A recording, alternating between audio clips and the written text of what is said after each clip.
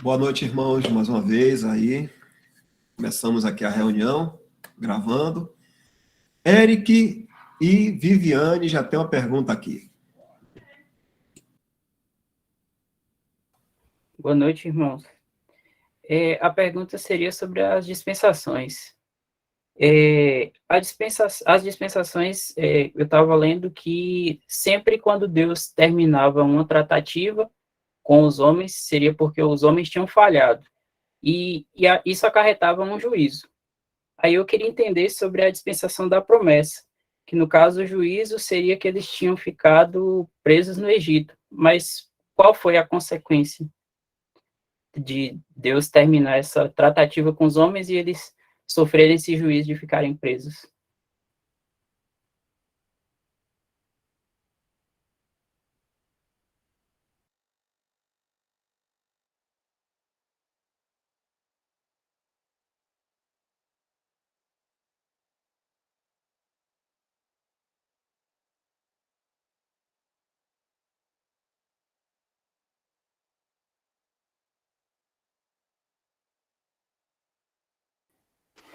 Oi, Eric, boa noite. Irmãos, boa noite também.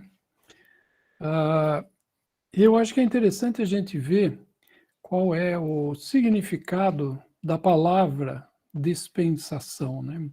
Acho que é importante. Essa palavra, no grego, ela aparece 4 vezes no Novo Testamento, né? Que o Novo Testamento foi escrito em grego, então essa palavra aparece 4, ou melhor, ela aparece 10 vezes. Falei 4, mas é 10 vezes. E essa palavra, no grego, ela é oikonomia. Oikonomia. E de oikonomia veio a palavra que nós conhecemos, que é economia. Não é? Então, economia, o que é uma ordem econômica de um país? Como que é a economia de um país, por exemplo? A economia de um país é todo o esquema, o fluxo de coisas que acontecem para que esse país possa ter um fluxo de coisas de uma forma organizada. Então, a economia, ela tem a ver com o fluxo de dinheiro, o fluxo de impostos, a distribuição de renda, enfim, toda essa questão financeira de impostos, de circulação de mercadorias, circulação de serviços, e, enfim, toda essa questão, né? Então, isso é o que significa economia. E a palavra, então, no original, no grego, é oikonomia. E a palavra, ela quer dizer administração, né? A economia, né, da onde veio a palavra, mas ela tem a ver também com administração. Então, vamos dizer assim, propriamente falando, a palavra dispensação, ela tem, aliás, até não sei, talvez o Michel ou o Dal aqui abriu, talvez até a gente pudesse ler isso aqui, boa ideia de quem colocou essa definição. Esse aqui é o livro Definições Doutrinais, e no livro Definições Doutrinais tem um dos assuntos que é exatamente a administração. Então, eu vou ler aqui, talvez um ou 2 parágrafos, vamos ver. Então, fala assim, a palavra dispensação significa a administração de uma casa, ou o gerenciamento de uma família, ou a lei de uma casa.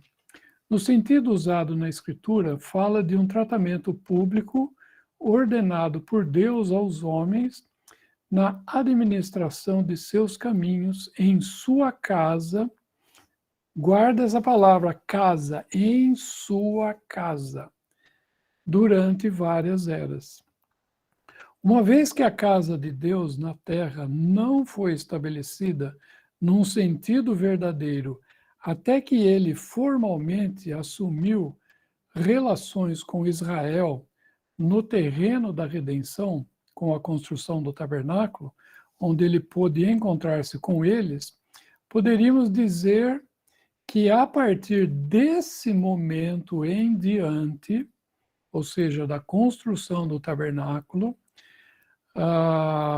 há 3 dispensações principais nos caminhos de Deus. Isso está falando no dicionário Concise Bible, né, que ele está distribuído, ou melhor, está traduzido, e se os irmãos quiserem baixá-lo gratuitamente no site das Verdades Vivas, podem baixar lá, e ele é distribuído gratuitamente na forma de EPUB, né, um livro eletrônico. Então, no dicionário bíblico, no original, em inglês, né, nas páginas 216 e 217, e também em português tem a tradução ali, né? Além disso, os homens andavam com Deus como indivíduos, mas não havia um sistema público ordenado por Deus tratando com homens coletivamente em relação à sua casa. Então, a primeira delas é a dispensação da lei, que é um tratamento ordenado por Deus aos homens, nação de Israel, segundo o qual as obrigações e exigências da lei deveriam ser cumpridas pelo povo para que eles pudessem andar em comunhão com Deus. E aí vai. A segunda dispensação, pulando um pouquinho, né? É a presente dispensação, ou o Darby chama de administração do mistério. Essa é uma administração especial para o governo de uma companhia celestial de pessoas, a igreja no presente dia da graça. E a terceira dispensação, pulando um pouquinho aí também para baixo, ainda está por vir, que é a dispensação da plenitude dos tempos. Efésios 1:10. Esta será uma ordem especial de Deus aos homens durante o reinado público de Cristo no milênio. Então, sempre quando está tratando, né, de dispensação, ou dessa economia, ou dessa administração de uma casa, tem a ver com a casa de Deus estabelecida na terra. Então, Deus teve a sua casa no começo, que era Israel, e a partir do estabelecimento, né, do sacerdócio, então essa é a casa de Deus, né? Depois a gente vê a casa de Deus sendo a igreja, e nós vemos depois a igreja será tirada dessa terra, vai ter o período da tribulação, e depois a casa de Deus ela é novamente estabelecida na terra, no reinado do Senhor Jesus, né? Então essas são as 3 dispensações, né? Porque a dispensação sempre tem a ver com a administração de uma casa, e no caso é a casa de Deus. Os irmãos se lembram daquele versículo que o Senhor Jesus olha para Jerusalém e fala assim: a vossa casa vai ficar-vos deserta? Acho que é Lucas, deixa eu ver se eu acho aqui, se o irmão lembrar e colocar aí na tela já.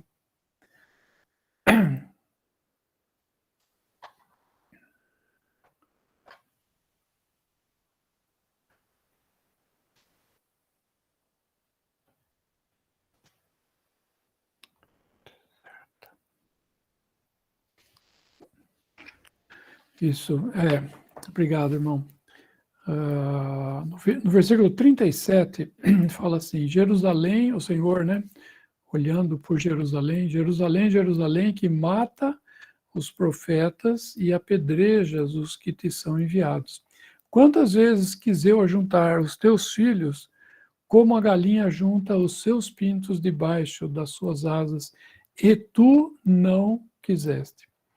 eis que a vossa casa vai ficar-vos deserta. Não é? O que o Senhor estava dizendo aqui? Que ele ia agora não mais tratar com a casa de Israel, mas ele iria tratar com a nova casa de Deus, que é a igreja.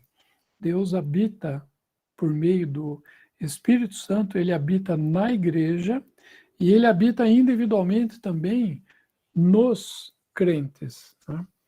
Então essa é a nova casa de Deus, né? E essa casa um dia vai ser levada ao céu e Deus vai estabelecer posteriormente, então a tribulação, né? Ele vai estabelecer a, a nova casa que é o reino, né? O reinado do Senhor durante 1000 anos, né? Então eu dei toda essa volta, o Eric, e eu vou dizer uma coisa para você, irmão, eu esqueci a pergunta. Você poderia fazer de novo? Porque eu achei que é importante a gente ter o conceito, né, do que é dispensação, mas no fim eu acabei esquecendo a pergunta. Desculpa, irmão. Tudo bem, irmão. A pergunta era a seguinte, sobre a dispensação da promessa. A gente sabe que no final de cada dispensação acaba acontecendo um juízo, né? Aí eu queria entender qual foi a consequência dos hebreus eles terem ficado presos ali no Egito como tipo um juízo de Deus, né? Deus, o que aconteceu para eles para chegar a isso?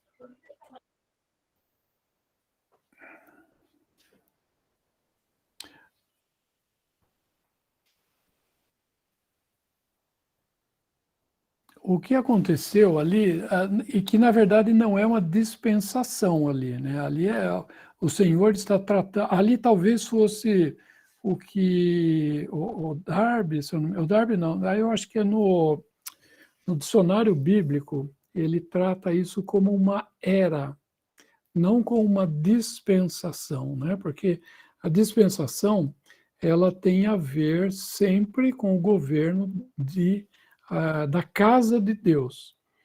E individualmente, né, porque o Senhor fez a promessa a Abraão. Ele não fez a promessa a Israel, ele prometeu a Abraão. Né? E ele disse que a sua descendência seria bendita na terra, mas a promessa foi feita a um homem. Não é? Assim como no caso de Noé, também Deus ele fez o seu concerto, o seu pacto com Noé. Ele fez isso com um homem. Não é? Então, propriamente, né, não é a dispensação da promessa, embora que a gente tenha esse conceito, né, de dispensação da promessa, 7 dispensações e tal. Na verdade, talvez mais precisamente seriam 3 dispensações e outras eras, ou seja, maneiras que Deus tratou individualmente os homens, né? Então, talvez isso seja interessante. O livro do Bruce trata isso e, se eu não me engano, o dicionário bíblico também, no assunto dispensação, ele traz isso que eu estou falando para vocês também. O que eu acho, Eric, é que o Senhor disse a Abraão que eles ficassem, que ele, aliás, ficasse na terra de Canaã. E ele acaba indo para o Egito.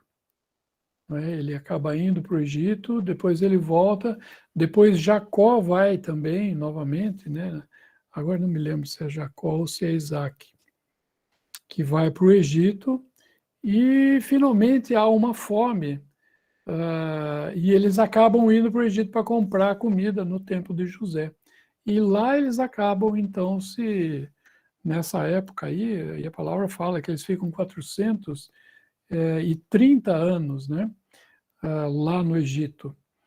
E então daí que vem que eles acabam então sendo escravizados, né, pelo um novo faraó se levanta no Egito, que ele não tinha conhecido José, ou seja, ele não reconhecia tudo aquilo que José fez de bom para o Egito, né? Porque o Egito ele foi a única nação, né, pelo menos naquelas regiões, que tinha trigo por causa da sabedoria que Deus havia dado para José. Se fosse o Egito governado apenas pelo faraó, eles estariam tão empobrecidos, né, com a fome que houve, como qualquer outra nação, né? E ali José não, Jacó, vivendo na terra de Canaã, ele manda os seus filhos, né, comprarem os seus 11 filhos, né, e ali eles acabam encontrando José, e depois Jacó mesmo, né, José envia, né, uma comitiva para levar Jacó à terra do Egito, e José dá a Jacó e os seus irmãos, os seus filhos, né, os irmãos de José, a melhor terra do Egito, que era exatamente a terra de Gósen, que ficava bem ali no norte, que era onde o rio Nilo se separava e irrigava toda aquela terra, né? Mas eu creio que seja por causa disso, a ida de José, ou melhor, a ida de Jacó para o Egito.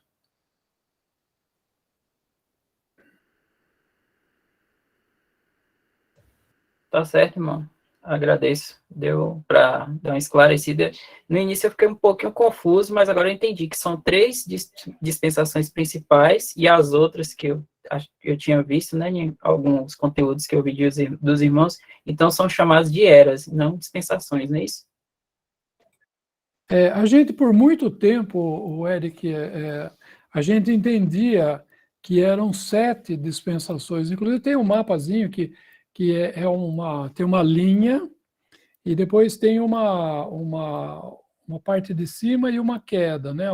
Uma subida e uma queda, uma subida e uma queda. E isso 7 vezes, né? Mas, assim, ele não está muito preciso, esse entendimento, segundo aquilo que ultimamente a gente tem aprendido a respeito de dispensação, né? Principalmente depois que o livro do Bruce, de definições doutrinais, foi traduzido, né? E aí os irmãos começaram a comparar essas coisas e viram que o ensino de 7 dispensações ele não é muito correto, assim, né? No sentido, é lógico que houve esses tempos, né, que aconteceu com os homens, né?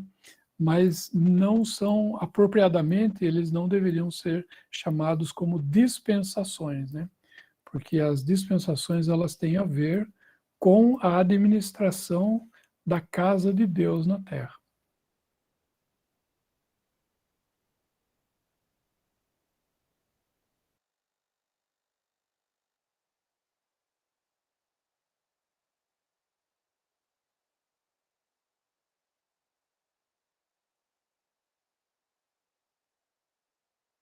Eu Eu aconselharia ao Eric e aos irmãos também a darem uma lida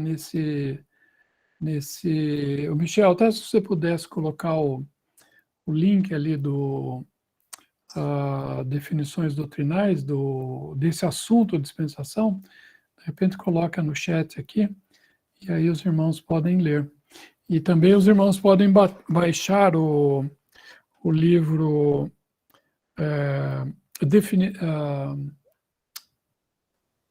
o dicionário bíblico conciso e verem nele também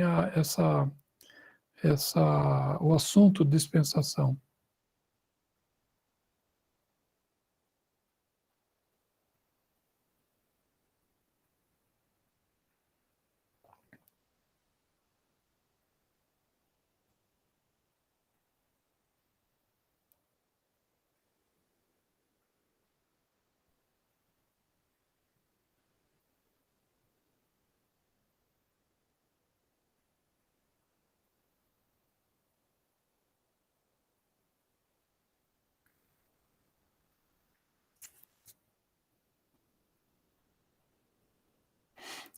o dicionário que eu estou lendo, ele fala também de dispensação da lei, a dispensação da graça e da verdade, e a dispensação do reino de Cristo sobre a terra, que é chamada também de dispensação da plenitude dos tempos.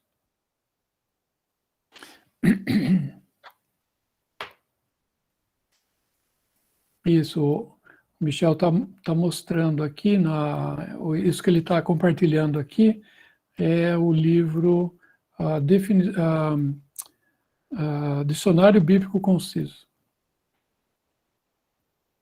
Um pouquinho para cima, Michel, tem a dispensação da lei, né?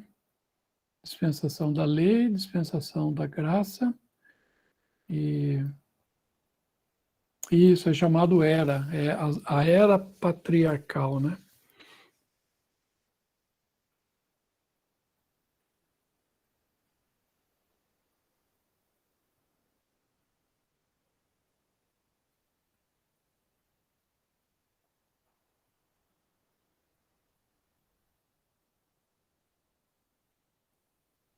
Ele fala aqui também, o Michel destacou, ele fala assim: ao revisar as administrações de Deus com o homem, podemos notar o estado de inocência no Éden, embora dificilmente partilhasse do caráter de uma dispensação.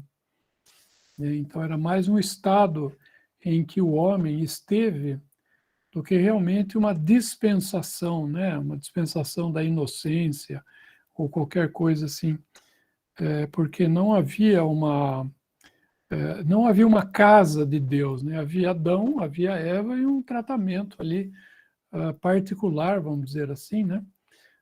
De Deus com a sua criatura, né?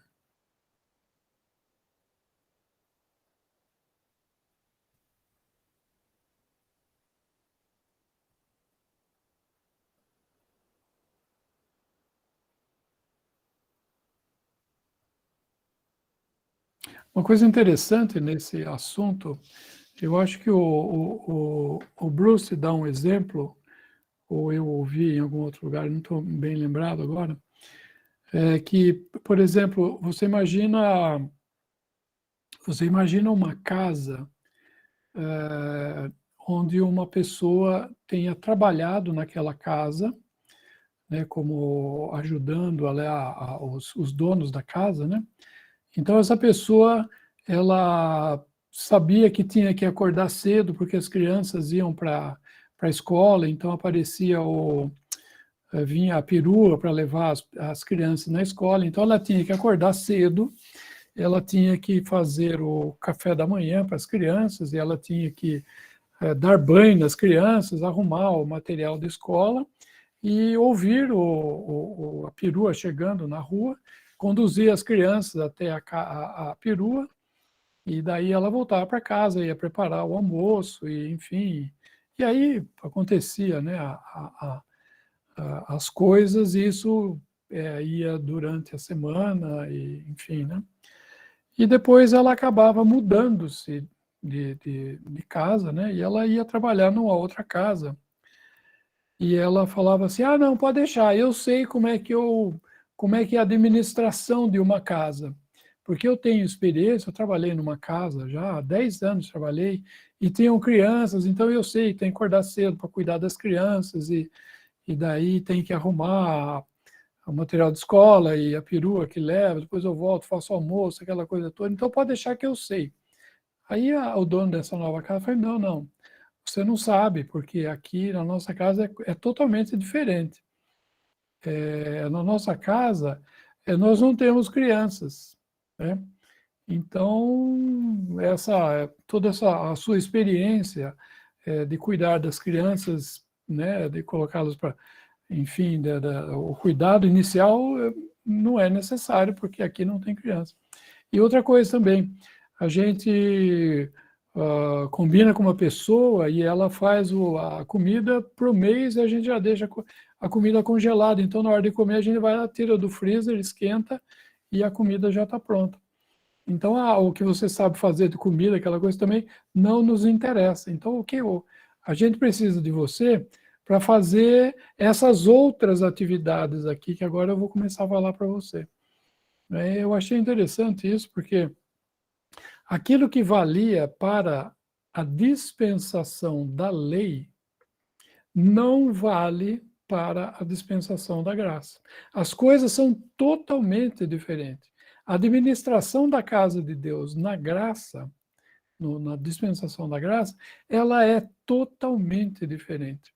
Então, as coisas da lei têm que ser deixadas de lado, e agora nós devemos aprender uma coisa totalmente diferente.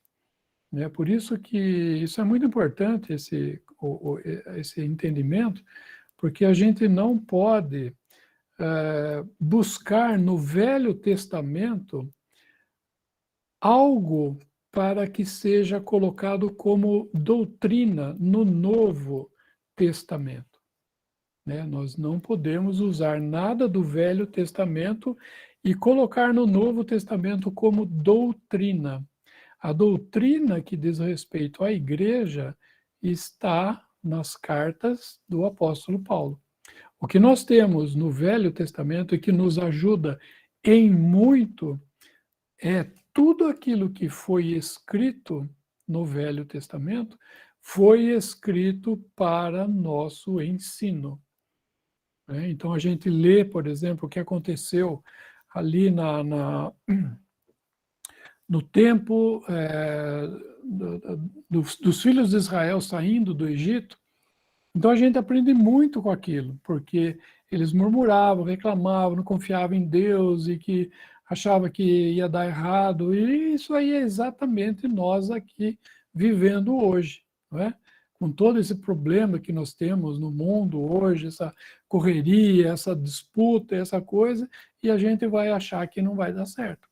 Não é? Ou seja, o mesmo problema lá, que era a falta de fé, nós temos hoje, que pode ser uma falta de exercício de fé com o Senhor. Então, por aquilo que está escrito, serve para nosso ensino hoje, para aplicação de ensino, de comportamento, etc., mas não de doutrina. Porque se a gente for pegar alguma doutrina, por exemplo, do Velho Testamento, nós vamos, por exemplo, fazer circuncisão. Circuncisão era questão doutrina do Velho Testamento. Nós vamos fazer sacrifícios de animais. Nós vamos ter um tabernáculo e aí vai ter um véu que nós vamos entrar uma vez por ano, vai ter um altar que nós vamos oferecer sacrifício. Percebe? A casa é outra.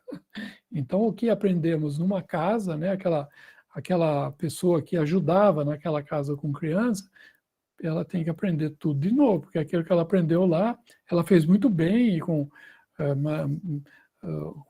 cuidado, etc., mas não serve na nova casa.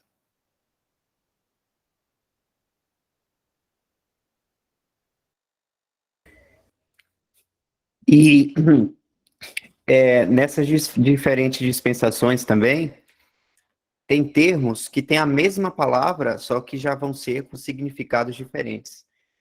Que, inclusive, isso é motivo de grande confusão, quando o cristão ele quer aprender a doutrina, achando que o Antigo Testamento ela é a maneira como Deus está administrando hoje a igreja, né, aqui na Terra. Então, por exemplo, quando a gente fala sobre a casa de Deus, que a gente leu nos textos, se a gente for lá no Antigo Testamento, tem esse termo casa de Deus. Eu vou abrir aqui para os irmãos um exemplo.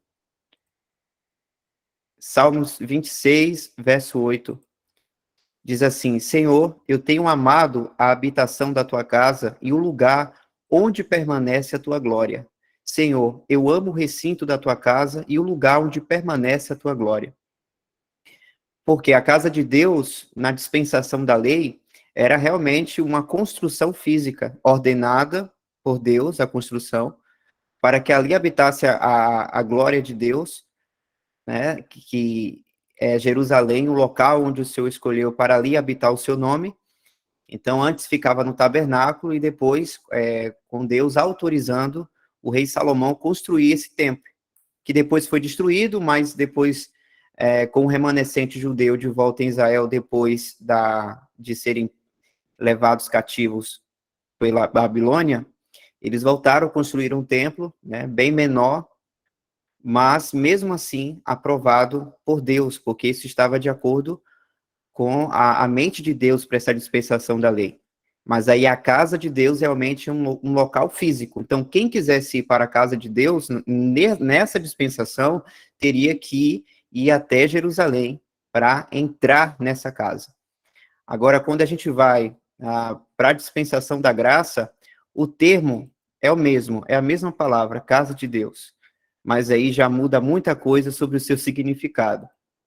Em Hebreus capítulo 3, verso 6, é um dos exemplos aqui que eu vou citar, diz assim: mas Cristo, como Filho, sobre a sua... vou começar do 5. E, na verdade, Moisés foi fiel em toda a sua casa, como servo, para testemunho das coisas que se haviam de anunciar. Mas Cristo, como Filho, sobre a sua própria casa, a qual casa somos nós, se tão somente conservamos firme a confiança e a glória da esperança até o fim. Então, olha aí a definição da casa, é a mesma coisa, a casa de Deus. Só que agora, na dispensação da graça, a casa de Deus não é uma construção física, como é na dispensação da lei, mas é pedras vivas, pessoas sendo acrescentadas nessa casa, casa de Deus, que é hoje a igreja de Deus, a qual ele um dia vai arrebatar a essa igreja, né? E nós somos essas pedras vivas que o próprio Senhor está edificando. Então perceba que agora não é uma casa com tijolo e cimento, mas é uma casa espiritual, a qual o Espírito Santo habita. Por isso, quando fala nas epístolas de Paulo, quando se diz participante do Espírito Santo, significa qualquer pessoa que esteja no meio cristão, porque ele está sendo participante dessa casa, onde o Espírito Santo está habitando entre os cristãos, né? Pois a gente sabe que o Espírito Santo habita em cada crente, mas ele também está entre os crentes, está nessa casa que ele está formando aqui na Terra, a igreja.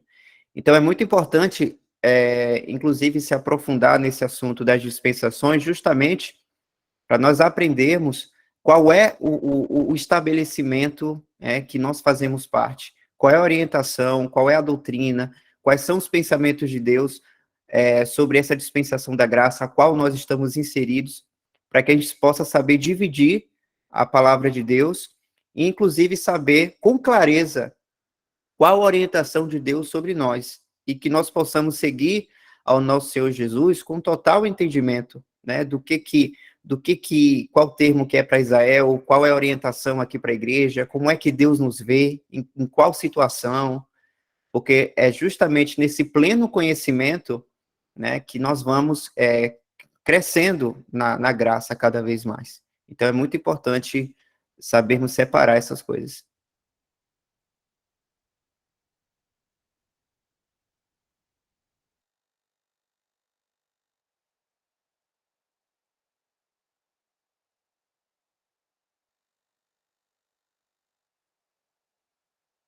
O Senhor exemplifica isso que o Michel falou com os vinho novo em odres novos, né? Então, aquilo que era novo, que o Senhor estava trazendo, não cabia no judaísmo, né? Tinha que ser outra coisa, porque o judaísmo era aquele odre que havia, né, o odre velho, ele já estufou o que ele tinha que estufar e ele está no limite dele, né? Ele está no...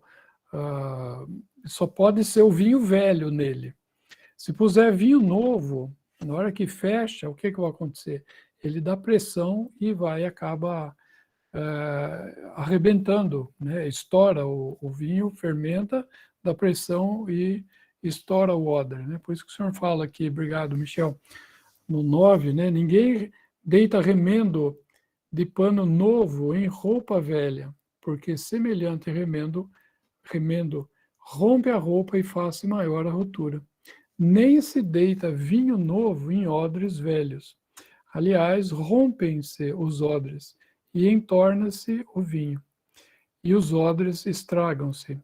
Mas deita-se vinho novo em odres novos, e assim ambos se conservam. Né? Então, a graça, ela precisava de uma casa nova. Vamos fazer uma aplicação. Né? A lei pertencia à casa velha, o odre velho, a casa antiga, a ordem antiga de coisas, não é? A dispensação antiga.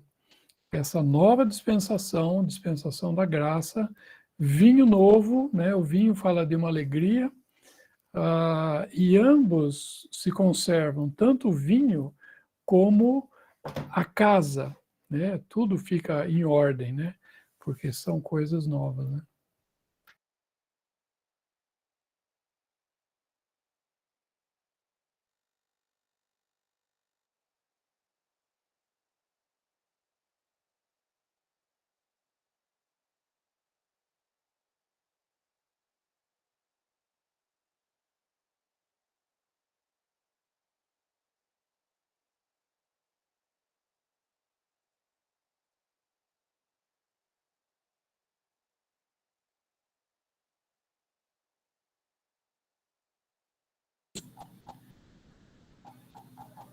Importante isso aí que estão falando, né? Porque às vezes, tá dando para me ouvir aí? Às vezes a gente lê essa passagem aí e não entende muito bem porque o Senhor está falando. Ele, naquela conversa ali se não me engano, ali com os discípulos de João, o Senhor começa a dar essa explicação. E aí as pessoas não entendem porque o Senhor está falando isso aí. Mas é justamente nesses termos aí que os irmãos estão dizendo, né? Que a gente não deve misturar as coisas do judaísmo hoje com o cristianismo. E o Senhor já estava dando esse prefácio aí, né? Isso é muito bom.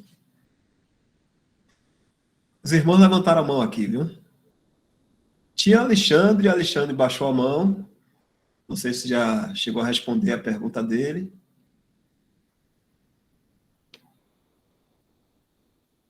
E agora tem também Danilo. Tá na filinha aqui. Boa noite, irmão Luiz. Boa noite a todos. Eu queria saber a respeito dos dons de línguas, né? De línguas estranhas. Porque recentemente, foi até o irmão aí mesmo que me indicou, acho que foi na semana, tem 15 dias, para eu assistir as lives gravadas do irmão Bill, né? Que a gente falou de depressão, de doenças mentais. Eu assisti todas. Aí vi, né, aquela questão de tradução, um fala, outro fala, outro fala.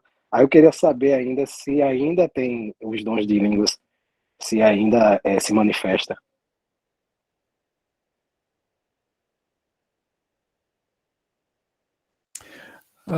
Uma coisa que é importante a gente entender é que existem dons que são pessoas que foram dadas à igreja. Isso é o que a gente encontra lá em Efésios 4, né? Efésios 4 fala de apóstolos, fala de evangelistas, melhor, na ordem, apóstolos, profetas, evangelistas, pastores e mestres. Né? Então, o Senhor, depois de ressuscitado, né, ele mesmo deu uns para apóstolos, outros para profetas, outros para evangelistas e outros para pastores e doutores, querendo, com a finalidade, para que o aperfeiçoamento dos santos. Né? Então, o Senhor deu esses homens para que eles funcionassem, eles ministrassem o seu dom, né? O ministério é o exercício de um dom. Importante saber também, ministério não é título, né? Muita gente acha que, ministério, senhor ministro, é um título, né? Não é. A palavra, na palavra de Deus, o significado de ministério é trabalho. Ministério é o exercício de um dom. E todos nós temos dons. Dentre todos os dons que nós temos, né, o Senhor deu esses 5 para a edificação da igreja, né, o aperfeiçoamento dos santos, edificação do corpo de Cristo para que os irmãos cresçam, né?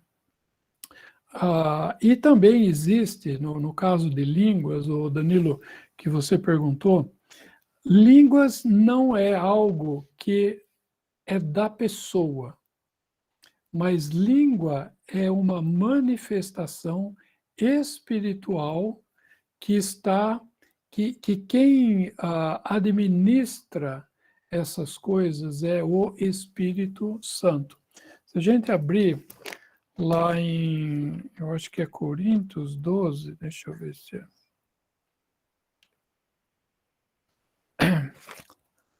Verso 11.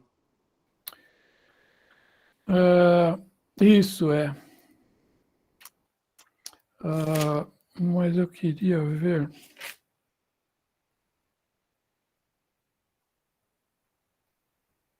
Isso, vamos ver o 11. Mas um só e o mesmo Espírito opera todas essas coisas, repartindo particularmente a cada um como ele, Espírito Santo, quer. Então, essas manifestações que a gente vê em 1 Coríntios 12 são manifestações do Espírito. Então, é como algo assim, olha, eu vou dar a chave para você, você pega o carro, vai até ali, faz o que você precisa fazer, volta e me devolve a chave. Como uma coisa assim. Então, existem manifestações do Espírito que o dom, por assim dizer, não é um dom na pessoa, não é porque a pessoa tem o dom, por exemplo, de curar. Eu tenho o dom de curar, eu tenho o dom de falar a língua, eu tenho o dom de maravilhas, de milagres. Não é nada disso. O Espírito Santo é quem tem o poder. E ele usa alguém para manifestar esse poder que ele, Espírito Santo, tem, ou essa virtude que o Espírito Santo tem, para um fim que o Espírito Santo pretende na igreja, né? Nós vemos isso aí, por exemplo, no livro de Atos, capítulo 2, quando havia em Jerusalém judeus de todas as partes, né, do mundo, por assim dizer, e ali eles tinham, há 50 dias atrás, eles haviam rejeitado a Cristo, não queremos que este reine sobre nós, né?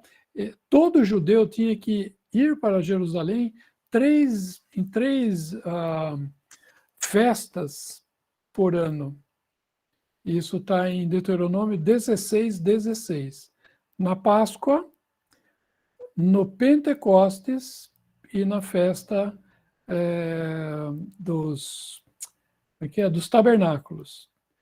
3 vezes no ano, todo homem entre ti aparecerá perante o Senhor teu Deus no lugar que escolher.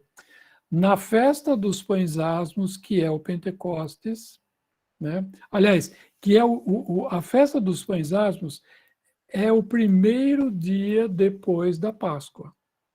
Então, eles ficariam ali na Páscoa e se segue a Páscoa a festa dos pães asmos, que é uma festa de 7 dias, né? E depois, nas festas das semanas, que as semanas é o Pentecostes, e depois na festa dos tabernáculos, que era uma festa no final do ano judaico, né? Então, o que acontece? Eles, há 50 dias atrás, tinham ido a Jerusalém e eles tinham clamado, não queremos que este reine sobre nós.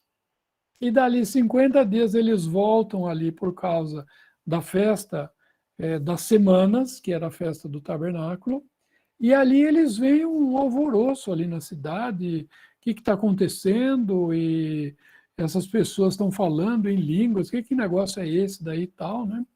E aí, né, o versículo 6 aqui, e aquele som ocorreu, e quando aquele som ocorreu, ajuntou-se uma multidão e estava confusa, porque cada um os ouvia os apóstolos, né, falando na sua própria língua, né? E todos pasmavam e se maravilhavam, né? E aí, no 8, como, pois, ouvimos cada um na nossa própria língua em que somos nascidos? Isso é muito importante, Danilo. Na própria língua em que somos nascidos. Então, o judeu alemão escutou na própria língua em que ele era nascido, alemão. O judeu francês escutou na própria língua em que ele era nascido, ou seja, ele escutou o francês, e assim por diante. Então, não existe esse erro doutrinal grande, espalhado, infelizmente, né, em toda a cristandade, de línguas estranhas, né? A palavra estranha, ela é muito estranha, não deveria estar na palavra. A palavra, se fosse alguma coisa para ser traduzida, seria língua estrangeira, não língua estranha. Então, né, essa confusão, né, que a gente vê nas denominações pentecostais, né, principalmente, isso não é, absolutamente, não é a manifestação do Espírito com relação a dom de línguas, tá? Então, isso é bem uma confusão. Para a gente saber se é uma manifestação, né, você me perguntou, né, Danilo, e as línguas existem hoje? Eu creio que nós não podemos dizer assim, Deus não pode, o Espírito Santo não pode mais dar uma manifestação espiritual a alguém de falar uma língua de outro país a alguém hoje. Não é? Eu creio que eu não posso dizer, o Espírito Santo não pode fazer isso. Mas eu não tenho visto que o Espírito Santo tem feito isso. Por quê? Porque para haver uma manifestação autêntica, né, vamos dizer assim, do Espírito Santo usando esse dom, uma manifestação espiritual no dom de línguas, tem que haver 6 coisas acontecendo para que isso possa ser realmente um dom de línguas. Se a gente abrir lá, por favor, o Michel, em 1 Coríntios 14, 1 Coríntios 14, fala assim,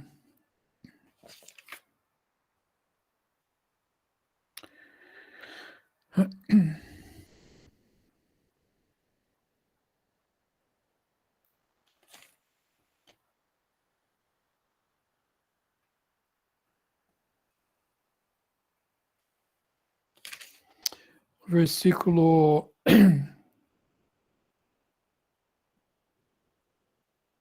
22, 14 e 22.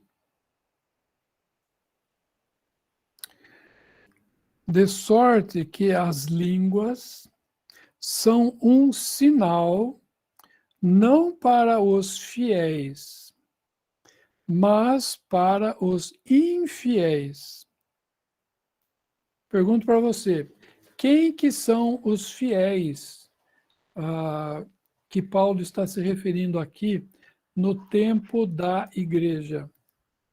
Quem que são os fiéis? Michel.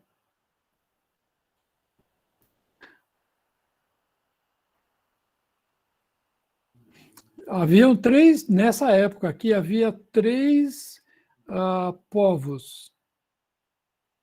Um deles era infiel. Quem que era? Haviam três povos aqui. O judeu? judeus. O judeu. Judeu, não é? Porque havia, antes de Atos 2, havia na terra dois povos, Israel e os gentios. Né? Israel e os gentios, dois povos. Depois de Pentecostes, três povos, Israel, os gentios e a igreja de Deus. Então, quem que é o infiel aqui? Israel. Então, versículo 24. De modo... 22. De sorte que as línguas não são sinal para os fiéis, mas para os infiéis. Primeira coisa que deve haver quando uma língua dirigida pelo Espírito Santo, assim, por assim dizer, fosse manifestado o quê? Deveria haver judeu. Deveria haver judeu, porque é um sinal para eles, em primeiro lugar. Segundo lugar, versículo 20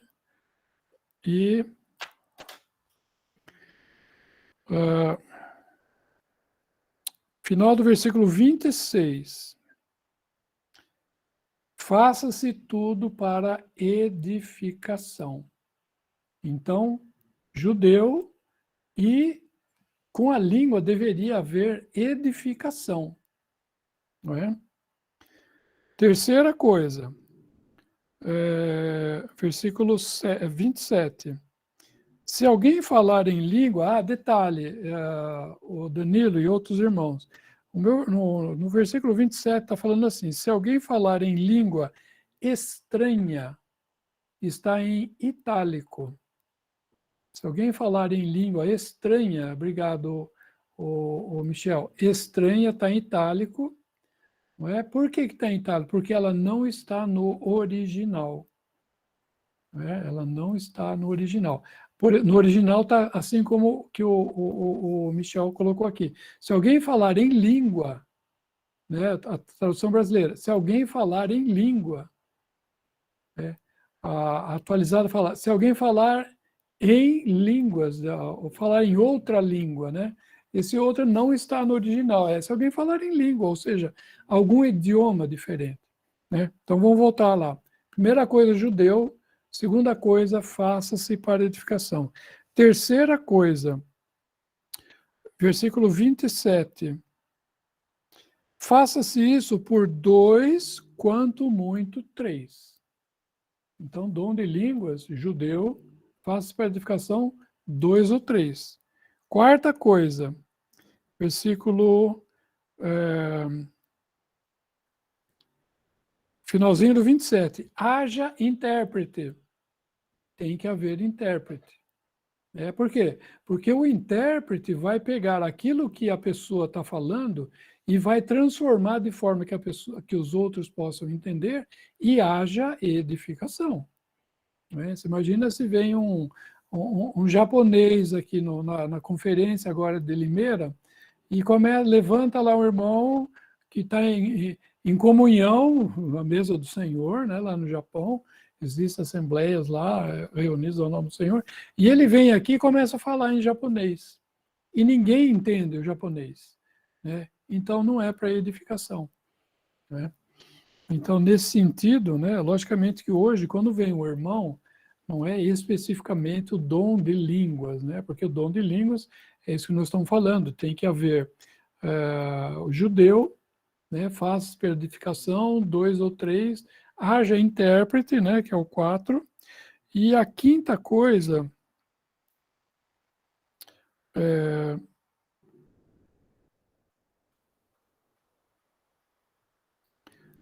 2 ou 3, haja intérprete, e a quinta coisa é as mulheres estejam caladas. Né? Então, é judeu, interpretação, ou melhor, judeu, edificação, 2 ou 3, haja intérprete. Ah, outra coisa, eram 6, né? Haja intérprete e fale cada um por sua vez. Não é todo mundo ao mesmo tempo, é cada um por sua vez. Versículo 27 também. 27, né, Michel? Isso mesmo. No 27 tem 3 deles. 2 ou 3 por sua vez e haja intérprete. Tem 3 coisas. Então, novamente, né? Eu acabei fazendo bagunça aqui, irmão, desculpa. Primeiro, judeu. Segundo, edificação. Terceiro, 2 ou 3. Quarto, um de cada vez. Quinto, haja intérprete. Sexto, mulheres caladas. Né? Então, se hoje a gente vir alguma pretensa manifestação do dom, a manifestação do espírito de línguas, se não tiver essas 6 coisas, eu não posso dizer que é algo que o Senhor está dirigindo, nem o Espírito Santo. Não sei se isso ajuda, Danilo. Oi, irmão, ajudou demais. E engraçado que um amigo meu me falou, tem um tempinho já, e eu sabia que não era, né? E ainda tudo o contrário, falou que foi uma mulher que falou em línguas. Agora, imagine, só se a pessoa não tiver discernimento mesmo. Como é que vai falar em línguas, sendo que todo mundo fala em português? Será que Deus não vai falar em português para a gente mesmo? Para quê? Falar em uma outra língua para o outro chegar e lá traduzir. Se está todo mundo falando no mesmo país. Todo, não tem nem estrangeiro. Sem nexo, né? Não tem. Mas muito obrigado pela explicação aí, ajudou demais. Com certeza. E a gente nunca pode esquecer, isso que você falou é muito importante, Danilo, porque língua é sinal para judeu. Né? Os judeus ficaram atônitos quando eles viram aquilo, mas não é para gentil, né? E não é muito menos para a igreja de Deus. Né? Então, isso que a gente vê aí, infelizmente, é uma confusão muito grande, né?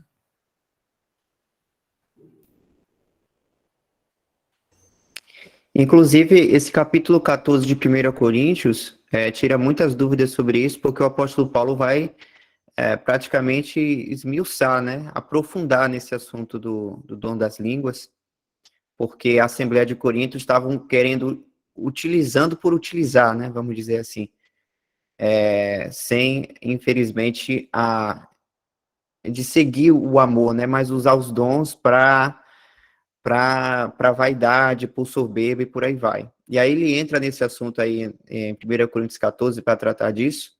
Inclusive aí no verso 21 ele cita a profecia de Isaías: está escrito na lei, por gente de outras línguas e por outros lábios falarei a este povo, e ainda assim me não ouvirão, diz o Senhor. Ou seja, essa profecia aconteceu, porque, como a gente viu, o dom da língua estava sendo ali um sinal para o povo de Israel, mas mesmo eles vendo, né, a profecia se cumprindo nessa questão, eles não creram realmente, né, em seu testemunho geral. Então, dá para perceber que a questão das línguas, numa reunião da igreja, ela não traz a edificação, ao menos, né, ao menos que tenha um intérprete, caso isso acontecer. Mas se todos já estão falando ali com a mesma língua, já está profetizando, que a gente já pode trazer no sentido de alguém ministrando por meio da palavra de Deus, a edificação já acontece. Porque, inclusive, o apóstolo Paulo vai entrar nesse assunto e falar, se ele...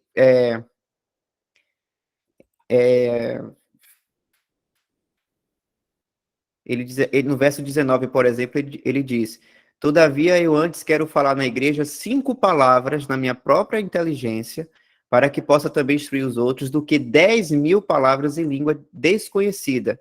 Desconhecida, no caso, na perspectiva da pessoa que não entende a língua que está sendo falada ali. O que adiantaria o apóstolo Paulo falar das maravilhas de Deus em uma língua que para aquela assembleia não entenderia, não ia ter edificação. Só ele queria se edificar, né? Que inclusive é o que ele fala aqui no capítulo também. Aqui, porque o que fala em língua desconhecida não fala aos homens, senão a Deus, porque ninguém o entende e em espírito fala mistérios.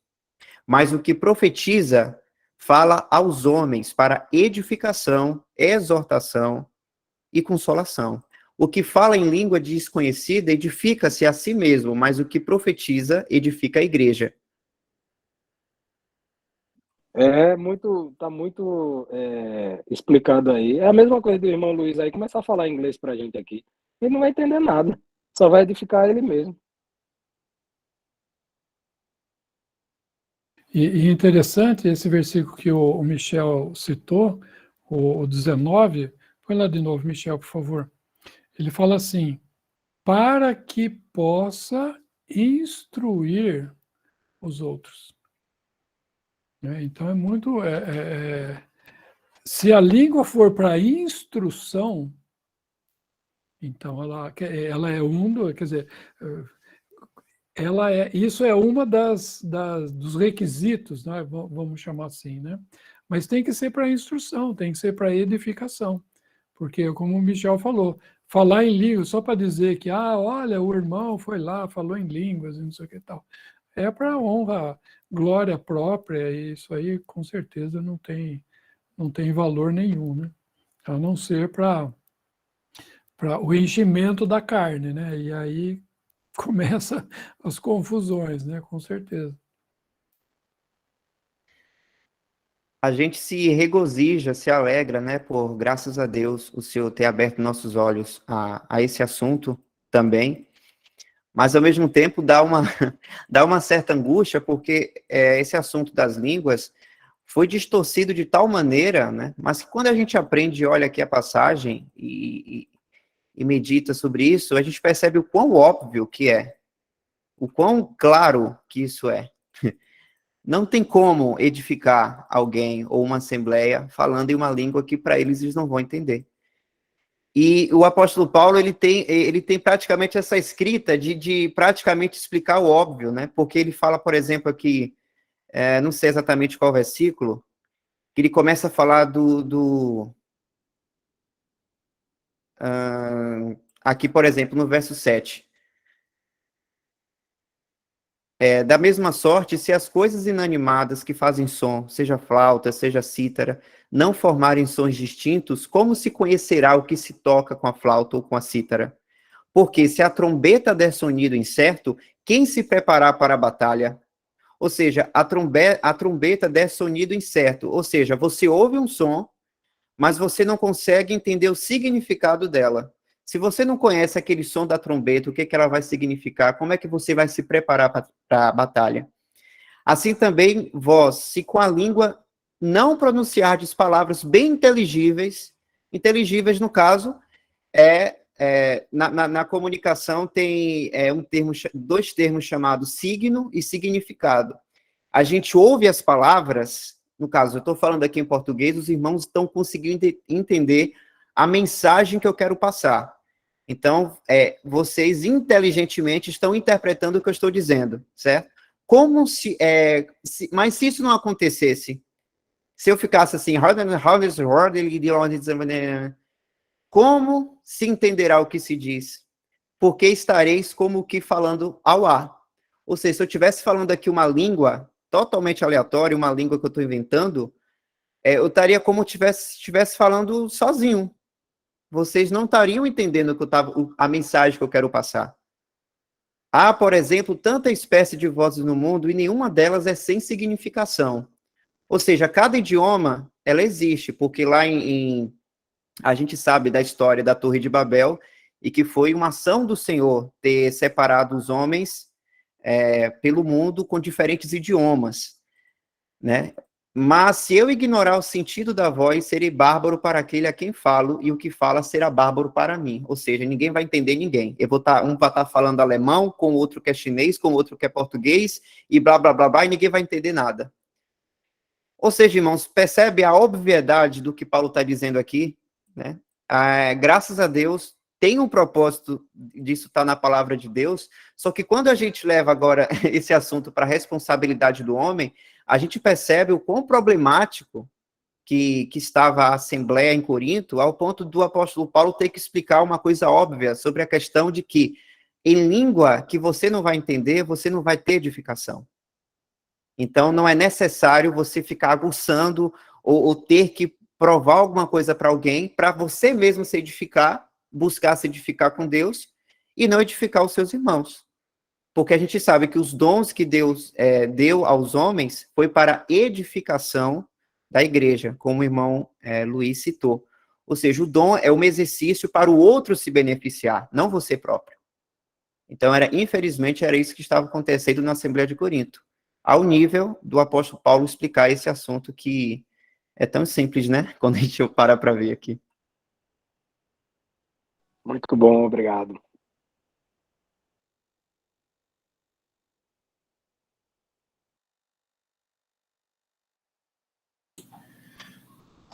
Cadê? Acho que deixa eu ver se a irmã Val ainda está com a mãozinha levantada. É o seguinte, só deve ser uma dúvida rápida. Duas, né? Vou passar aqui para o irmão. Primeiro, Josélia. Peraí. Deixa eu ver aqui onde foi que ela colocou. Primeiro, Josélia. Um assunto anterior. Quer dizer, irmão, que judaísmo é judaísmo e cristão é cristão. É isso, né, irmão? É sim, irmão.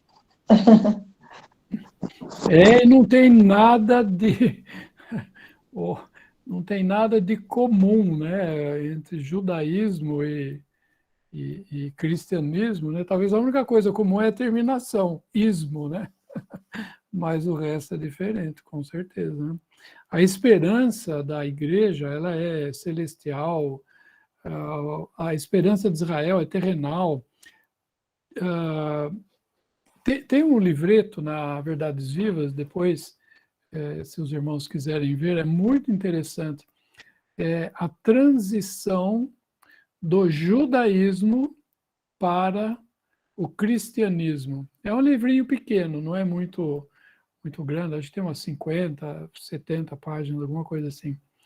E ele fala, muito interessante, pegando com base o Evangelho de João, o irmão mostra a mudança do que era e agora do que vai ser. É muito interessante. Eu acho que é muito proveitoso se depois vocês quiserem ver. O Michel colocou aí no chat, os irmãos podem baixar esse livro, e esse livro tem impresso também. Se os irmãos depois quiserem, ele é bem... Sobe um pouquinho, Michel, dá para ver quantas páginas tem o livro aí, acho que está um pouquinho mais embaixo aí.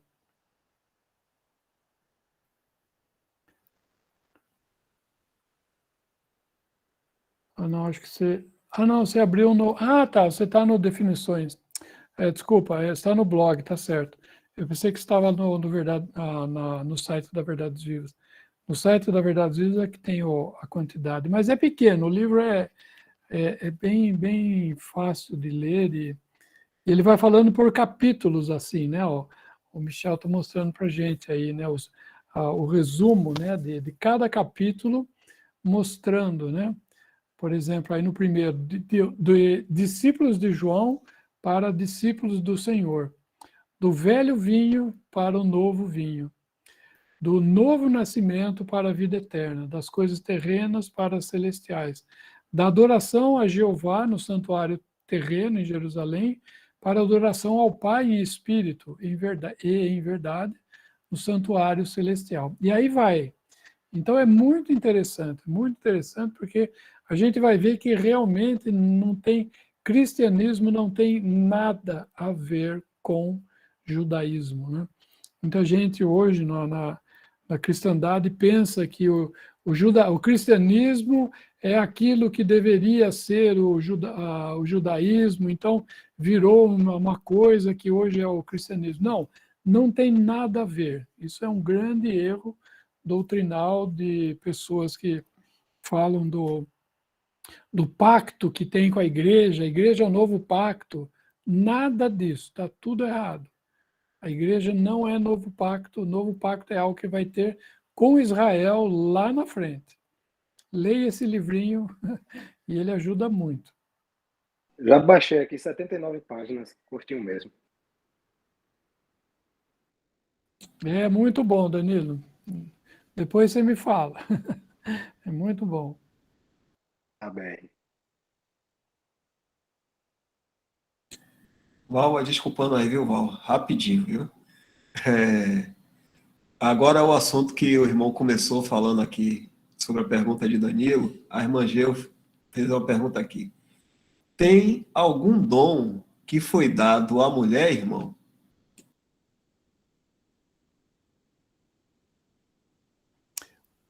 Público, não. Né? A mulher é sempre importante que ela não tem ministério, né? E ministério é a aplicação do dom, é o exercício do dom. Não há uma mulher que tenha, no Novo Testamento, por exemplo, que tenha um dom de pastor, de apóstolo, de mestre, enfim, né? Esses dons. Nós vemos, por exemplo, as filhas de Filipe, que elas falavam, elas profetizavam, né? Mas quando elas profetizavam, elas não profetizavam porque elas tinham um dom de profeta, né? Como fala lá em Efésios 4, né? Mas profetizar era falar a palavra de Deus. Eu não sei como elas falavam, mas elas falavam, né? Atos 21:9 aí, obrigado, Michel. O finalzinho fala assim, do 8, né? Entrando em casa de Filipe, o evangelista, que era um dos sete que foram escolhidos ali em Atos, acho que é 5, se eu não me engano. Não, acho que é 6. Ficamos com ele, com Filipe. E tinha 4 filhas virgens que profetizavam, né? Então, elas falavam a palavra de Deus. Então, a Geo falou aqui, eu ia perguntar sobre isso. Profetizar é... Agora apagou lá, não vi. Profetizar é falar, né? Uma pessoa que fala. Por isso que fala, por exemplo, lá em 1 Coríntios 11, diz assim, a mulher que ora ou profetiza com a cabeça descoberta desonra a sua própria cabeça, né? Então está falando assim, ó, a mulher pode orar e pode profetizar, né? Não na igreja, não é? E deve estar com a cabeça coberta, enfim, né? Isso é na vida, no dia a dia, né? Não quando eu estou, né? Quando os irmãos estão reunidos, né? Mas isso é em qualquer lugar. A mulher pode orar na casa, ou, né? Vai almoçar, dá graças pela comida, entendeu? Antes de comer, sem problema nenhum, desde que esteja coberto. Pode falar com alguém a respeito da palavra de Deus? Pode falar. O que a mulher não deve fazer é ensinar, né? Ensinar é uma coisa, falar é outra coisa, né? Falar você pode falar. Se alguém pergunta para você, irmã, como que eu faço para ser salvo? Crê no Senhor Jesus e será salvo. Ela está ensinando? Não. Ela está profetizando. Ela está falando aquilo que Deus já falou na sua palavra, né? Isso é profetizar. É bem tranquilo, né? Agora, ensinar é você concatenar pensamentos, você ligar pensamentos, né? Então isso está falando isso, então por causa disso, disso e disso, então é isso. Né? Então a mulher não... E não que porque ela não saiba, porque há muitas irmãos, que sabem, às vezes, né, mais do que vários irmãos. Né? Então não é questão de que ela não saiba, a questão é que ela pode se enganar ao tentar ensinar a a coisa. Você quer ver um exemplo? Michel, por favor, abre lá em Gênesis, capítulo 3, eu acho que é versículo 2, quando Eva vai responder para Satanás, né?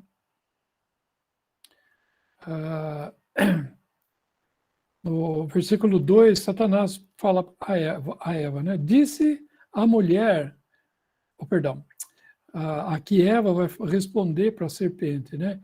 Disse a mulher à serpente: do fruto das árvores do jardim comeremos, mas do fruto da árvore que está no meio do jardim, disse Deus: não comereis dele, nem tocareis nele, nem nele tocareis, para que não morrais.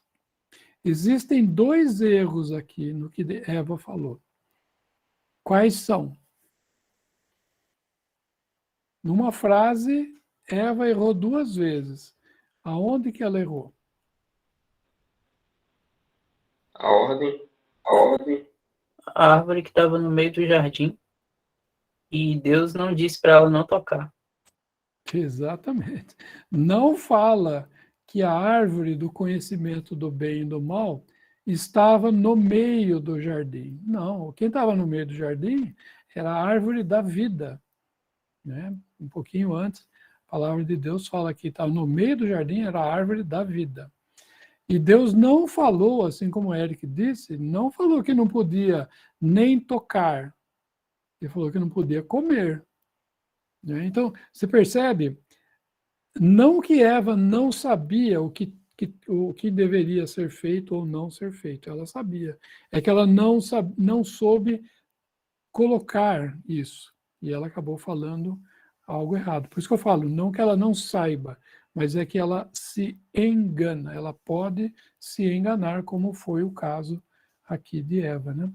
Por isso que quando fala lá em 1 Timóteo, que eu não permito, né, que a mulher ensine, por duas razões. Primeira, porque antes foi formado Adão. Adão ele foi formado antes de Eva.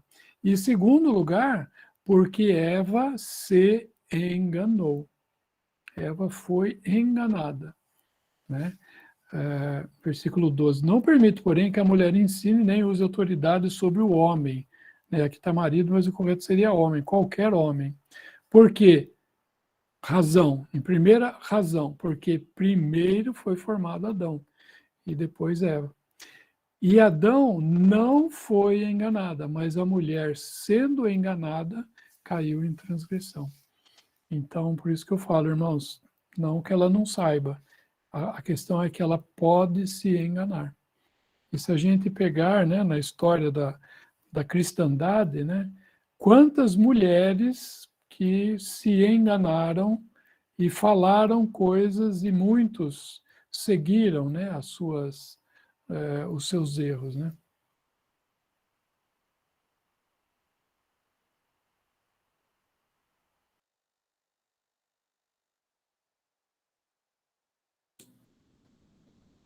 Muito bom. Vamos lá, Val. Ô, Val. Joguei você lá para o fundo lá, né? Junto com o Alexandre. O Alexandre, né? Que também tá. Alex. Fala aí, Val. Boa noite, irmão. Boa noite a todos. Sou eu, irmão. É o George. Jorge. Assim, são algumas perguntas, não é nem uma só. Mas creio que não vai dar tempo, né, de fazer todas. Mas, assim, acompanhando o pensamento de hoje, né, falando sobre Espírito Santo e tudo mais, aí eu lembrei de uma das perguntas que eu tinha. Assim que eu fico pensando, mas porém eu não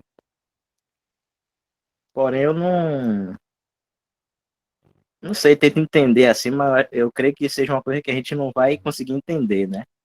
Mas eu queria saber, assim, sabendo que o Espírito Santo é uma pessoa da Trindade, é possível entender como ele habita em cada crente individualmente ao mesmo tempo?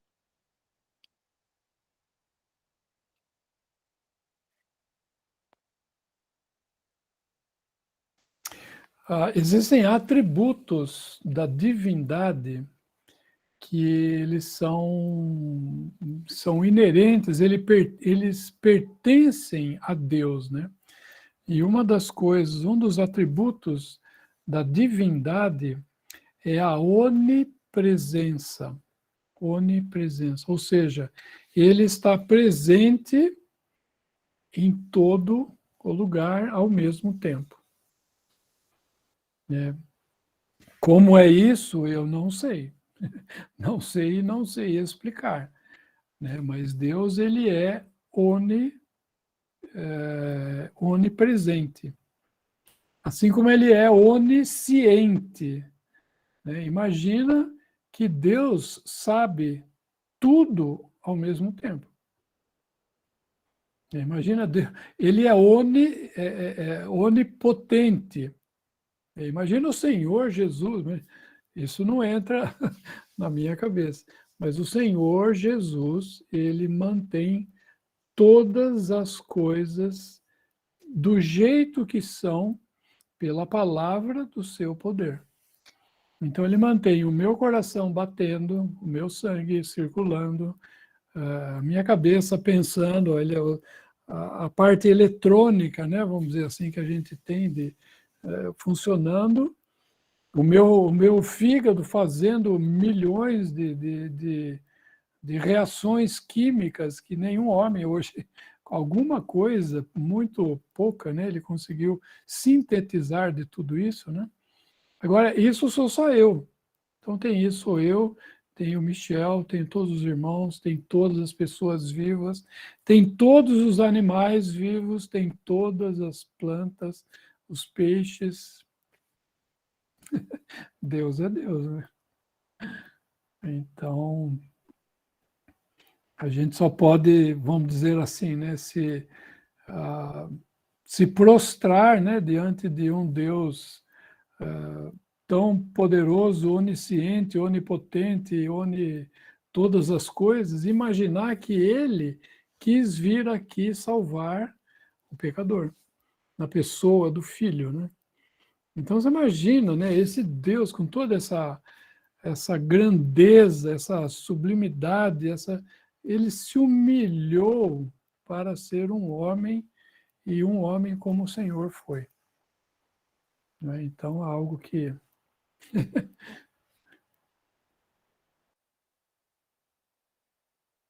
Verdade, irmão. Entendi. Será se essa resposta também serve a uma outra pergunta assim que eu tinha, é semelhante a essa, né? De se tem como entender também a forma como o Senhor Jesus ele se apresenta onde dois ou três estão reunidos em seu nome? Porque eu digo assim porque a gente sabe que ele está no céu, né? Com nosso Deus e Pai, né? E vai ter um momento que ele ainda vai voltar para nos buscar. Mas enquanto isso ele está no céu. Como é que ele se faz presente no momento da assembleia, da reunião dos santos? São perguntas interessantes, né? Olha aí. o Senhor fala assim, aonde dois ou três estiverem reunidos, ou terem sido reunidos, né? Foram reunidos ao meu nome, aí estou no meio deles. O Senhor está no nosso meio quando nós partimos o pão aqui em Poá. Como é que é aí, Michel? Como é que é lá em Salvador? Também. Também, né, Dal? O Senhor está presente.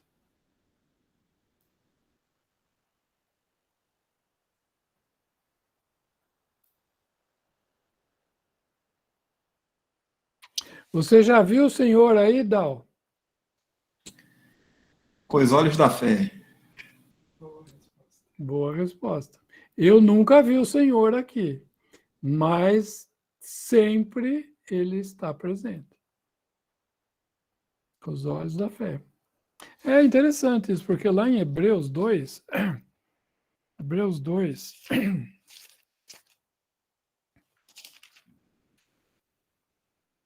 versículo 9.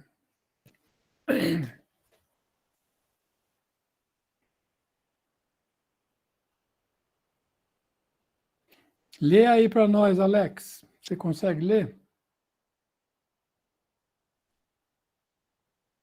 Amém. Vemos, porém, coroado de glória e de honra aquele Jesus que fora feito um pouco menor do que os anjos, por causa da paixão da morte, para que, pela graça de Deus, provasse a morte por todos. Vemos. Eu vejo o Senhor coroado de glória e de honra.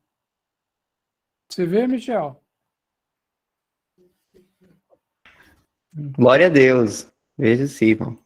É isso aí.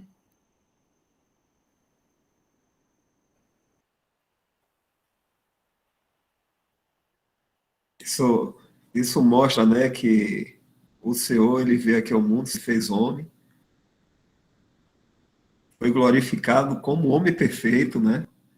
E não deixou de ser Deus, como o irmão falou aí. Ele é onipresente, ele é Deus. Ele está à destra do Pai. Quando ele estava aqui, tem um momento que ele fala, né? O Filho que está no céu, e agora ele volta para o céu, e ele diz, onde 2 ou 3 estiverem reunidos ao meu nome, aí estou também. Lá no céu também está presente, onde esses 2 ou 3 estiverem reunidos ao nome dele. Então, realmente é um homem verdadeiro mesmo, carne e ossos. Deus, primeiramente Deus e homem para a eternidade, né? Se fez homem, né?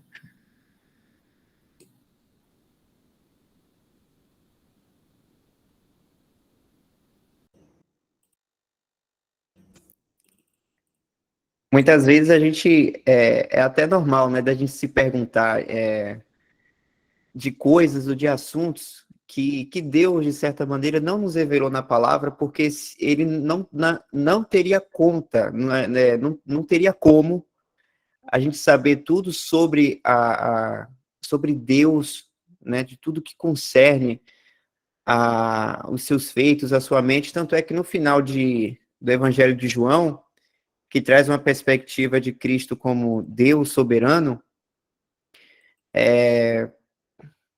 diz assim, há, porém, ainda muitas outras coisas que Jesus fez, e se cada uma das quais fosse escrita, cuido que nem ainda o mundo todo poderia conter os livros que se escrevessem. Amém. Ou seja, praticamente o Evangelho de João não tem um fim, ele está praticamente dizendo isso. E aqui só está falando das coisas que Jesus fez enquanto aqui na Terra. Então imagine do que concerne a eternidade. Não tem como. Então é comum a gente fazer perguntas como o irmão fez aí, né, sobre essa questão de como o Espírito Santo habita em cada um, como é que o Senhor está no meio. E faltou uma outra pergunta também, como é o lugar onde o Pai está, que ninguém pode acessar? A gente tem a curiosidade por natureza, só que a gente descansa na fé daquilo que Deus nos revelou. Por quê? A gente entende que tudo que Deus nos revelou é o necessário para que a gente possa crescer na fé e ter o entendimento que ele quis nos revelar, porque também tem isso. Só que a gente entende também a infinidade de tudo que Deus faz. Deus nos ama desde a eternidade, então não há um começo desse amor que ele teve por nós. A obra de Cristo na cruz, a gente não tem um limite do poder que foi essa obra, é uma coisa que quem só entende por completo é Deus, né, o Pai e o Filho, Espírito Santo, eles conhecem a total complexidade que foi essa obra e do que resolveu por completo. Só que Deus, ele direciona a mensagem, quando se trata da obra de Cristo na cruz, dizendo que nós, por sua glória, para a glória de Cristo, nós nos beneficiamos com isso, porque ele levou nossos pecados na cruz. Ou seja, Deus deixa claro aquilo que vai ser de proveito para a gente e o que nós temos capacidade para entender.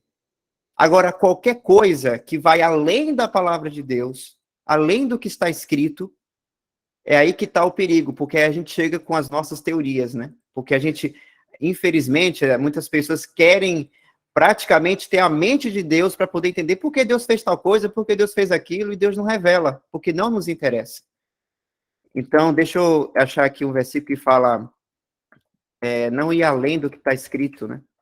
Isso está escrito na palavra de Deus. É 1 Coríntios 4:6, só para finalizar.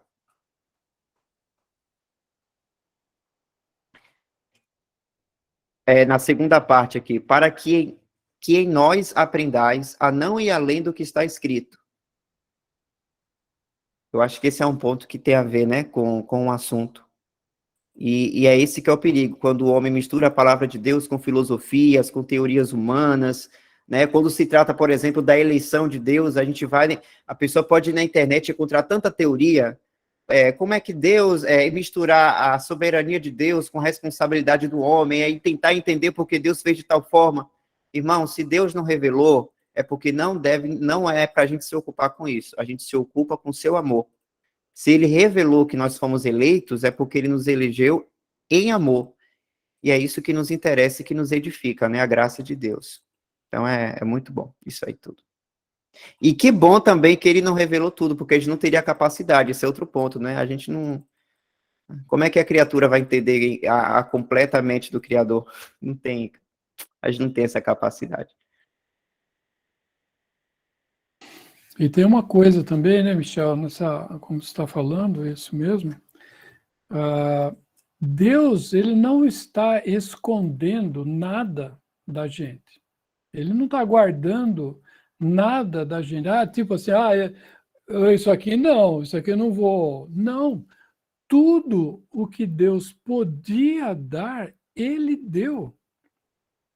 Né? Tudo que ele podia dar, ele deu. Tudo aquilo que estava como o Michel falou, que a gente, pelo Espírito Santo, olha, veja, não é na nossa capacidade natural, mas tudo aquilo que nós, por intermédio do Espírito Santo, poderíamos entender, Deus deu.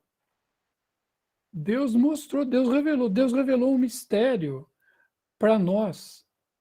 Algo que ele não revelou para Abraão, algo que ele não revelou para Moisés, para João Batista, o maior daqueles nascido de mulher. E o Senhor revelou para a igreja, todos aqueles que pertencem à igreja, né? Habitados pelo Espírito Santo.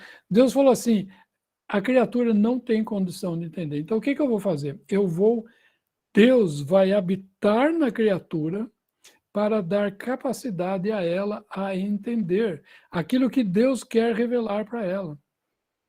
Então, Deus não está escondendo nada da gente, ele deu tudo, absolutamente tudo o que ele podia dar. Né? E se tem algo, né, o Michel falou muito bem, e se tem algo que Deus não nos deu, é porque a gente não tem capacidade, nem habitado pelo Espírito Santo, de entender. Porque uma coisa a gente nunca pode esquecer, irmãos. Nós somos criaturas. Nós não somos Deus. Nós nunca seremos Deus. Não é? Nós somos extremamente os homens mais abençoados que já viveram e que já viverão nessa terra e por toda a eternidade. Mas nós somos homens. Isso a gente precisa entender, e entender também, principalmente, que Deus não está escondendo nada de nós. Ele deu, para o povo que ele deu tudo que ele podia dar, somos nós, a igreja. Não é? Abraão, tudo que Abraão foi, o amigo de Deus, ele não tinha as coisas que nós temos. Moisés, tudo que Moisés foi, ele não tem as coisas que nós temos. Lembra o Senhor falando para João Batista, aliás, falando de João Batista, né? Ele fala que dos nascidos de mulher, não há ninguém maior do que João Batista, mas o menor no reino dos céus é maior do que João Batista. Não é? Então, irmãos, que privilégio que nós temos. Que privilégio que temos de termos nascido nesse tempo da graça, né? Então, com certeza, Deus deu tudo, tudo que ele podia dar para o homem, ele deu para aqueles que são da igreja. Visto como o seu divino poder nos deu tudo o que diz respeito à vida e piedade, pelo conhecimento daquele que nos chamou pela sua glória e virtude. 2 Pedro 1:3. E lê o 4 também. Pelas quais ele nos tem dado grandíssimas e preciosas promessas, para que por elas fiqueis participantes da natureza divina, havendo escapado da corrupção que pela concupiscência há no mundo. Participantes da natureza divina. Olha só, gente. Isso é muito excelente, né? Então, e não só participantes da natureza divina, para poder desfrutar do Filho. Essa é o principal, né, de tudo isso que nós temos em Cristo, é para poder desfrutar dele.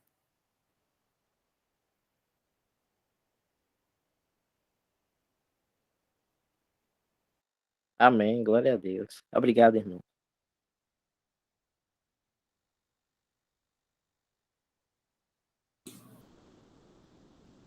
E aí, agora, Alex? São praticamente 10 horas, né? A irmã Sheila também aqui. Fala, Alex, vá. O Val que, perdão. O Dal, é rapidinho. A minha pergunta na verdade, é só que para vocês me dar uma experiência, na verdade. Os irmãos aí, eu queria saber o seguinte: eu tô com um bebê aqui, um jovenzinho de 16 dias, certo? No sistema religioso, a gente, né, é levado a apresentá-lo no altar. Mas como eu já ouvi aí das dispensações, então isso é um sistema judaico, né? Aí eu queria que os irmãos me aconselhassem assim o melhor modo de proceder com minha criancinha novinha. Amém, meu irmão? Luiz. Ensina a criança no caminho que deve andar, e nem ainda quando envelhecer se desviar dele. Ensina o teu filho, Alex, na palavra. Essa é a melhor coisa que você pode fazer com ele, né? Ensinar ele a andar no caminho que deve andar, né? E ele não, outra coisa, Alex, ele não vai aprender pelos olhos. Ou perdão, ele não vai aprender pelos ouvidos. Não adianta você ensinar com a boca. Você precisa ensinar com a sua vida. As crianças aprendem com os olhos. Aquilo que eles virem os pais fazerem, eles vão fazer.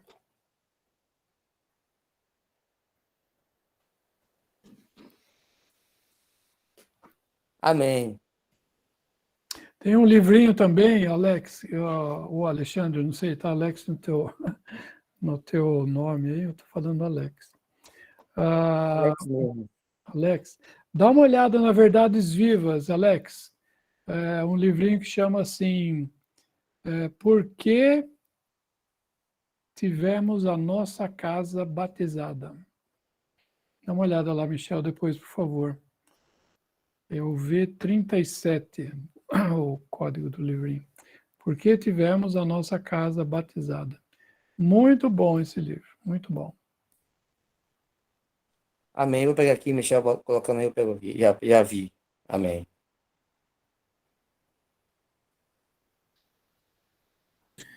Para ninguém ficar em branco, Sheila. Será que vai ser rápido, Sheila? Vamos lá.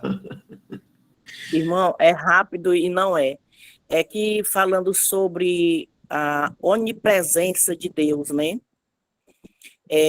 Digamos assim, quando nós estamos num apuro muito, muito perigoso, que você pede a Deus e algo de imediato vem o socorro, e depois você fica se perguntando, mas como isso aconteceu? Por quê? Como? Então, eu quero perguntar assim, isso é a onipresença do Senhor? Porque a palavra dele diz que ele é onipresente, né? Onipresença, assim como a onisciência, né, e tal, são atributos dele. Não é um fato, né? Não é um acontecimento, é algo que ele é. Né? Então, com certeza, o Senhor pode nos livrar, né? O Senhor nos livra de perigos e de questões, né? Mas a onisciência de Deus, a onipresença, são atributos, é coisa que ele é. Né? Não é coisa que ele faz, é coisa que ele é. Aham, eu sei. É porque é rapidinho. Eu vou só comentar. Uma certa vez eu trabalhava numa empresa, eu tinha que sair muito cedo para não perder o trabalho. Saía de casa 3 horas da manhã e era muito perigoso onde eu morava. Mas eu me entregava ao Senhor, ele me levava para o trabalho. E teve um dia que eu passei numa avenida e um cara passou por mim e disse lá uma palavra muito feia, e dentro de mim eu achava que ia acontecer alguma coisa comigo. Quando eu cheguei numa avenida, eu ia para o trabalho de a pé.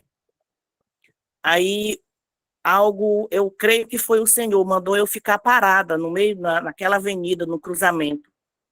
Aí eu fiquei parada e eu comecei a pedir que o Senhor me mandasse um socorro, porque para mim aquele homem ia me esperar mais na frente. E eu parada ali, de olhos fechados e pedindo socorro ao Senhor. De imediato eu ouvi do meu lado um carro apitando. Quando eu olhei, era um ônibus, e ele acostumava pegar funcionários de uma empresa, né? Aí ele apitou, eu olhei, aí ele disse, você vai para onde, senhora? Eu disse, eu vou para o trabalho. Aí eu falei o nome lá onde eu trabalhava, ele disse, você não quer uma carona? Aí eu dentro de mim disse, isso é providência de Deus. Aí eu entrei. Quando eu entrei, ele falou rápido assim, senhora, me desculpe, eu estou descalço na direção. Eu olhei para o relógio, que eu tenho o costume de sair 4h30, o relógio estava dando 5 horas o ponteiro e despertou. E eu levantei louco, peguei tudo e joguei dentro do carro e vim ainda me vestindo, sapato, tudo. Me desculpe. Aí eu disse, não, senhor, tudo bem, eu só quero que o senhor vá devagar, só para me ver uma coisa. Quando chegamos logo na próxima esquina, o mesmo cara estava com uma faca enorme na mão, desembainhada. Aí eu disse para ele, senhor, isso aqui foi providência de Deus, do seu relógio ter adiantado o ponteiro para 5 horas. Aí ele olhou e disse, senhora, quando eu cheguei agora, foi que eu notei que não é nada a ver com 5 horas, agora que é 3h20 da manhã. Aí ele foi e disse, aí eu digo, moço, esse homem, bem aí, eu passei ali, ele passou por mim, disse uma palavra tão feia, e eu notei que esse homem, eu ia ser morta por esse homem logo ali. Aí, quer dizer, Deus, naquele momento, eu digo assim, Deus se faz onipresente, no momento daquele, ele me deu aquele socorro de imediato, né? Fez, assim, uma coisa tão, assim, inexplicável, que depois eu fiquei perguntando, pai, como foi que aquilo aconteceu do relógio do motorista ter ido para o ponteiro para 5 horas, ele achou que estava atrasado para pegar os funcionários da empresa, e de repente é assim uma coisa assim inexplicável, né, que aconteceu. Por isso que eu pergunto, a onipresença de Deus, pode isso acontecer conosco? E Deus me livrou, né, do que aconteceu. Eu sustentava 5 filhos e eu dependia de sair desse horário para trabalhar numa empresa de ônibus. Eu tinha que ir de a pé. O livramento, assim, tem horas que eu fico pensando, pai, como tu é tão amoroso, tu responde as coisas muito rápido para a gente. Acho que é aí que chama-se a onipresença do Senhor.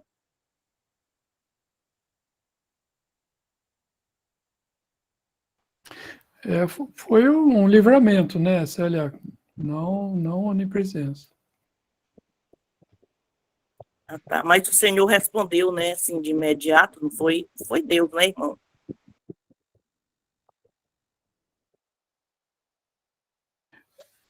Eu creio que sim, Célia.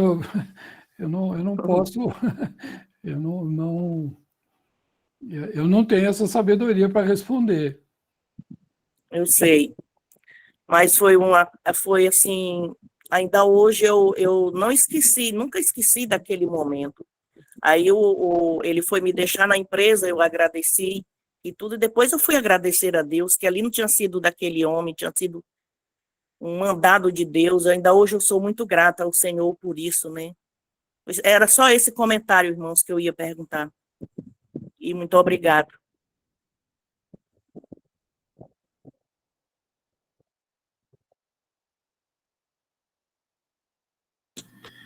Ok, irmãos. Rendeu bastante hoje, graças ao Senhor também. Sempre damos graças ao Senhor, né, por tudo. E já podemos encerrar, né? Se alguém ficou aí com alguma pergunta, se puder anotar, no próximo aí, o senhor permitindo,